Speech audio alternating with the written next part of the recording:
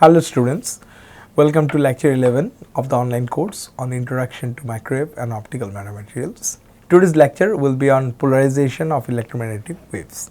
So here's the lecture outline. We'll briefly tell you about the polarization of electromagnetic waves, the classification of polarization, linear, circular, elliptical. We'll also see the correlation between different polarization and different terminologies like T or S polarization and TM or P polarization. So on the right you can see the picture of Sir George Gabriel Stokes.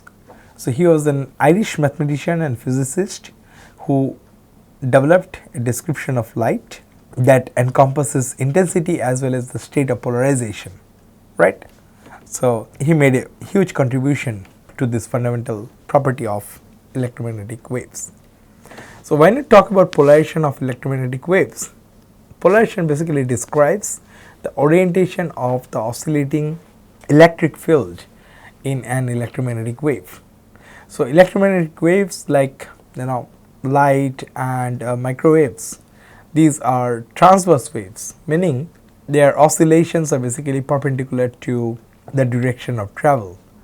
So if the direction of propagation is considered to be along z direction like this, the electric field can be in any direction in the plane which is perpendicular to z, right?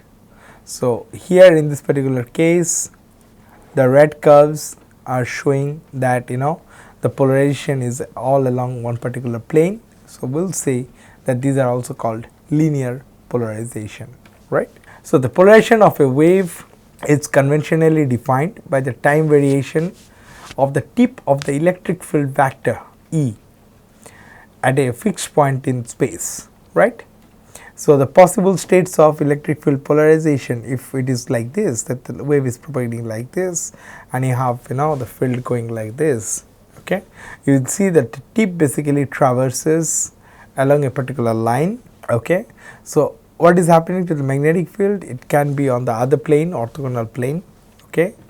So if the tip of the electric field vector moves along a straight line, the wave is called linearly polarized, right. So for polarization we are only worried about the electric field vector, right. The transverse electric field is also accompanied by a magnetic field, okay, that is why these are electromagnetic field, right. So if you see that the locus of the tip actually traces a circle, okay, like this, if the electric field is going along a circle, you call this wave a circularly polarized. So what is happening in circular polarization? So that particular wave basically consists of two perpendicular electromagnetic plane waves which are of same magnitude, but they have a 90-degree phase difference like this, okay. So this is the direction of propagation. So in this particular diagram they have considered x as the direction of propagation and they have taken y and z. So you can always change and accordingly you can write the convention and the vector notations, that's fine. So what is the elliptical one? That is more generalized version of the circular one. So there the phase relation remains same, but the amplitude of the two electric field vectors, orthogonal ones, may not be same. So when they are same you call it circular polarization, if not they are elliptical polarization, but the phase relation becomes 90-degree, okay. So elliptically polarized light basically consists of two perpendicular waves which are of unequal amplitude, but they differ in phase by 90-degree, right. So if this wave were approaching an observer, so if somebody is looking at it, there is an observer, the electric vector would appear to be rotating in the counterclockwise, right. So in that case it will be called right elliptic polarization. We will also see how simply we can tell it, okay. So these are the three polarization: linear, circular and elliptical. Now, if you look into little bit of more details of the linear polarization, let's begin with the linear polarization because this is the simplest one, and you can see that if you place, say the electromagnetic field is propagating along this direction, you take it as Z, okay, for convention in this case, okay, and what you see that this is how the electric field vector is moving. So, you can always break it into the two components, the x and the y. So, this is the x and y. So, you can say any polarization state can be basically described by sum of two orthogonal linear polarization states, Ex and Ey, right. So, EZT can be written as Ex x cap plus Eyy cap, Ex can be written as E0x cos omega t, that is the time oscillation, minus kz, that is the propagation along the z direction, plus say arbitrary phase phi in this particular x direction wave. Similarly, you can write it for the y. So, E0x and E0y are basically the magnitudes of your Ex and Ey components, and phi x and phi y are the corresponding phase, right. Now, as I mentioned, if the oscillations are confined to a well defined line like this here, if you just see that the oscillation is happening like this, but it is always in one line, you call it linear polarization. Now, any linear polarization can be split into its x component and y component.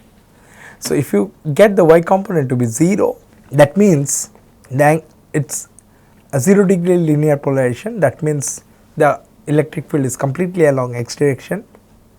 You also call it that's horizontal polarization. For 90 degree linear polarization case, that means the electric field is basically along y, there is a vertical polarization also you can call it. In that case, E0x is basically 0. In the case when the two components are equal, okay, that is like plus 45 degree linear polarization case, the two phases are same, okay. But then if the phase is like this, that phi x is basically phi y plus pi, in that case their magnitude is same, okay, but then it can, if EOY is basically minus of EOX, if they are in the opposite direction, there is a pi phase difference between the two vectors, you will get minus 45 degree linear polarization. Coming to the circular polarization, we have to understand that the magnitudes of the two components Ex and Ey will remain equal, but then there is a relative phase difference between these two components, and that phase difference is pi by 2 or minus pi by 2. So, in that case you will see that the tip of the electric field vector describes a circle and the wave is known as circularly polarized light, and so this is how you can express it. So, in the case of circular polarization, the magnitudes of Ex and Ey will be equal, but there exists a phase difference of pi by 2 or minus pi by 2, and in that case the tip of the electric field vector will describe a circle, and that is known as circularly polarized light or wave. So, you can write E, the electric field vector is propagating along z and oscillating with time t. So, EZT can be written as Ex x cap plus j Eyy cap. So, here these two magnitudes are equal, okay. Now, if you see that the electric field is making a counterclockwise rotation while propagating along k direction, that is when you call it left circular polarized. If the electric field vector is rotating clockwise when it is propagating along k, that is basically right hand circularly polarized or RCP. So, in the first case phi y minus phi x will be pi by 2 plus 2 m pi. In the RCP case, phi y minus phi x will be minus pi by 2 plus 2 m pi. So, if you want to see how the vector does, so this is the case of left circularly polarized. So, you will see they are rotating in a counterclockwise direction. For the right handed, it is in clockwise direction. So, this is where you will be seeing the wave. So, it is moving away from you in a counterclockwise direction, so you call it LCP, and when you are looking at the wave and it is rotating in clockwise direction and moving away, so that's RCP. Oh, it's yeah. So when you are looking at the wave and if it is rotating counterclockwise, clockwise, it is RCP, right. So elliptical polarization, it will be very similar to the case of the circular polarization, just that here the two vector components Ex and Ey are not same, okay. So one is larger than the other. So instead of a circle, this particular wave will generate an ellipse as it propagates, along the z direction. So here also the convention of right-handed elliptical polarization. So you will see that they are making a clockwise rotation when it is propagating along k, and left-handed elliptical polarization happens when the electric field is making a counterclockwise rotation when it propagates along k. Very similar case, okay. So you can understand the relationship between the circular polarization and elliptical polarization. So you can consider Ex equals A cos omega t minus kz, and if you take Ey to be B cos omega t minus kz plus phi, okay, you can show that when the amplitudes A and B are different and the phase difference phi is basically equal to pi by 2, the wave is elliptically polarized. So from the x and the y components we can start like this. So you can write what is cos omega t minus kz, that will be Ex by A. Similarly cos omega t minus kz plus phi is basically pi by 2, that is nothing but minus sine omega t minus kz, that is equal Ey by B. So if you just square these two terms up and add them up, you will get sine square omega t minus kz plus cos square omega t minus kz, that is equal to 1, and this gives you the form of a ellipse, right. So here if A and B are not equal, so you are getting an ellipse. If they are equal, you will get a circle, right. So you understand that the circular polarization is nothing but a special case of the elliptical polarization. Next important thing here is that you can use Poincare sphere, which is a graphical tool for visualizing different types of polarized wave. So here you can see that the polarization of any electromagnetic wave can be mapped onto a unique point on this particular sphere. So here you see the top you have RCP, on the opposite end you will have LCP. Similarly here if you have 0 degree LP, which is basically vertical, so on the opposite end you will be having plus minus 90 degree LP, which is horizontal, and here if you have plus 45 degree LP linear polarization, on the other end you will have minus 45 degree LP. So this actually tells you the orthogonal polarizations, okay, they are the most distant apart, okay. So the points on the opposite sides of the spheres are basically orthogonal. So now let us look into some of the useful correlations between the polarizations of electromagnetic waves.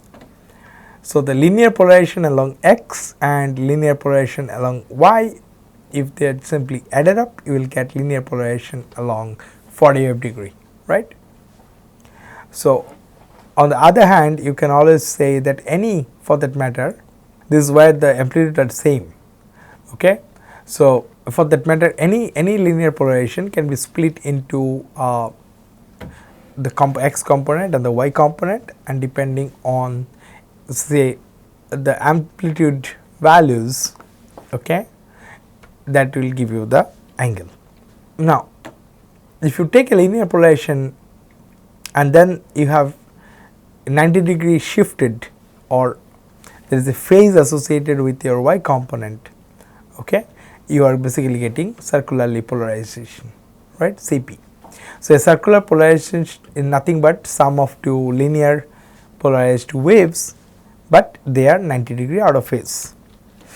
And if you take RCP and LCP and you add them together, so you will get linear polarization again, okay, and the phase between the two circular polarized waves will basically determine the tilt of the linear polarization. If there is no phase difference, there will be 0 degree polarized. If there are phase difference between the two, then you will get, from 0 to 90 degree LP, you will get somewhere in between. So, graphically this is how you can see. If their magnitude is same, you will get a linear polarization. Depending on the phase between the two, you will get the different degrees of linear polarization. If the values are not same, you will get this kind of elliptical polarization. So, when you have RCP plus LCP, that gives you LP, that is linear polarization. So, you can say a linear polarized light can be expressed as a sum of one left circular polarized and one right circular polarized wave, and the phase between the two circular polarized waves basically determine the tilt of the linear polarization. As you can see from here, that if you take LCP plus RCP without any phase difference, okay, you will get a linear polarization with 0 degree. So, if there is a relative phase, you will get a tilt in the polarization degree of your linear polarized light or wave. Now, if the plane of the electric field basically changes its orientation randomly, if it does not follow any of these patterns that we have discussed till now, but the magnitude remains constant. So, you can call it as randomly polarized or even unpolarized electromagnetic wave, something like this. Okay. So, here the electric field vector can be in any direction, right. So, the plane of the electric field and so of the magnetic field are basically random functions of time. So, the probability of orientation of the electric field in any direction in the xy plane will be same. So, that means it is a unpolarized wave. So, the magnitude of the electric field, or you can say of the magnetic field at any instant of time, is always the same. Now, let us learn about two other terminologies that are typically used in the polarization literature, TE and TM. So, these are levels that are used for describing the orientation of a linearly polarized wave relative to a device. So, if you consider a interface and wave is falling like this, getting reflected, and this is the transmitted. So, the incident and the reflected as well as transmitted, they form the plane of incidence. Now, if you see, if the electric field, the blue color, when it basically is perpendicular to this plane of incidence, you can call it as T or perpendicular or S polarization. If the electric field is basically polarized parallel to the plane of incidence, you can call it as TM or parallel or P polarization. Okay. So, what is, once again, what is this plane of polarization, sorry, and what is this plane of incidence? That is basically the plane that contains the incident ray, reflected ray, and also the normal to the surface. So, we understood what is S and P polarization. So, that basically tells us which way the electric field is pointing, right. S stands for perpendicular, or if you just see a planar representation of the electric field along this plane of incidence. So, this is basically the screen now becomes the plane of incidence. Okay, here you can see the electric field vector is basically sticking up, okay, the plane of incidence. So, you can use that term S polarization. Okay. When it is parallel to this plane of incidence, you can call this as P polarization. That is where the S and the P coming from. So, you can also see here in the previous case, yeah. So, S is basically the blue one, that is the perpendicular, or it is sticking out of the plane of polarization. Okay. So, S, T or perpendicular or S polarization means the electric field vector is basically sticking out of the plane of incidence, okay. and when you use p polarization or TM polarization or parallel polarization, that means the electric field vector is basically parallel to the plane of incidence. So, this is a very brief overview of the different polarization. I am sure all of you already know about the polarization from your high school days or in any other electromagnetic wave courses, but this is just a important information that we should revisit, because that will be useful for developing optical and microwave metamaterials in this course. So, with that we will end up this lecture. If you have got any queries regarding this, mention the lecture number and the course and drop an email to this particular email address, dept.sikdar@iitg.ac.in. I will be happy to answer those. Thank you.